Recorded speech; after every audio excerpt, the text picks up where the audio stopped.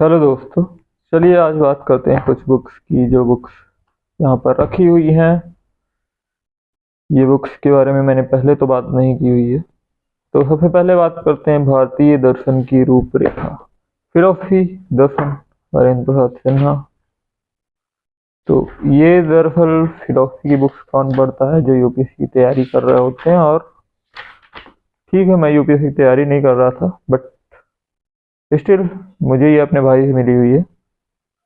तो इसे मैंने थोड़ा बहुत तो पढ़ा हुआ है, कुछ अध्याय। और इसमें क्या है कि पूरे भारतीय दर्शन के बारे में द्वैतवाद, अद्वैतवाद और जो मूर्ति पूजा के बारे में विरोध है, मूर्ति पूजा के बारे में सहमति है, और भी बहुत सारी चीज़ें, विशिष्टाद्वैत और ये सारी चीज़ें।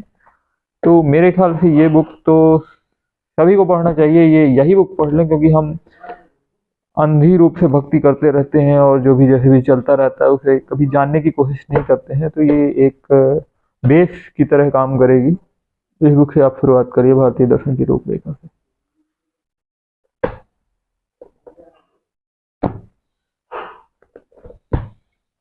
फिर है, और दर्शन के बारे में करें तो फिर ये भारतीय दर्शन का है समकालीन भारतीय दर्शन। खैर ये भी है तो मैंने बिल्कुल भी नहीं पढ़ी हुई। ये पाश्चात्य दर्शन का समीक्षात्मक इतिहास। पर मैंने जब भारतीय दर्शन की रूपरेखा पढ़ी तो फिर मुझे लगा कि पाश्चात्य दर्शन पढ़ने की क्या ही जरूरत है। ये वैसा ही है कि जब आप ओशो को सुन लेते हो तो फिर उसके बाद आपको लगता है कि खलील जिब्रान को क्या ही पढ़े। खैर, मैं यहाँ किसी के बारे में कुछ ऐसा नहीं कह रहा हूँ। आपने पढ़ा होगा तो आपको अच्छा लगा होगा। It depends on you, it depends on person test. और फिर टेस्ट के अलावा टाइम भी आता है, हर एक चीज़ का सही वक्त होता है। तो नेशनलिज्म, रविन्द्रनाथ टैगोर, गीतांजलि इनकी पढ़ी थी। नेशनलिज्म तो मैं कभी पढ़ नहीं पाया, डोंट नो। वैसे भी मेरी सिविक्स उतनी अच्छी नहीं थी, मेरे को उतना इंटरेस्ट नहीं आता था। Mastery by Robert Greene. Mastery हासिल करने के लिए 1000 टास्क देने पड़ते हैं किसी भी चीज़ में। मेरे ख्याल से इसमें केस केस हिस्ट्रीज भी हैं, और ये बिल्कुल जैसे रिसर्च पेपर होते हैं ना, कुछ उसी टाइप से ऐसा लग रहा है। और इतना फिर देखिए, कभी पढ़ें।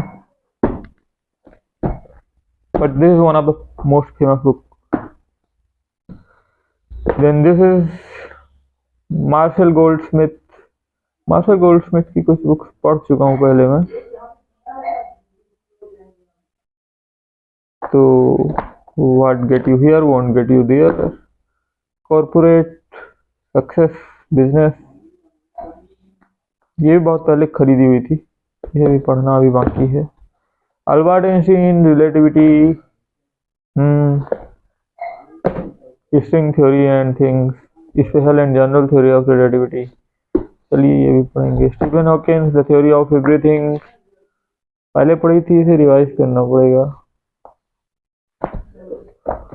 अब उतना वक्त नहीं मिलता। फिर ये handbook of mathematics, mathematics is everything. There are only two things beautiful in this world: to learn mathematics and to teach mathematics. You know, this world is mathematics. So, this is it.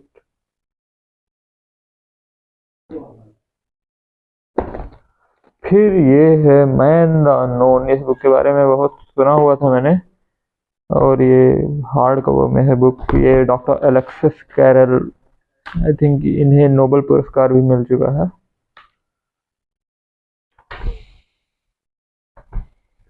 इसे मैंने थोड़ा बहुत पढ़ा था उस समय, तो मेरे पल्ले नहीं पड़ी थी, अब दोबारा पढ़ना पड़ेगा।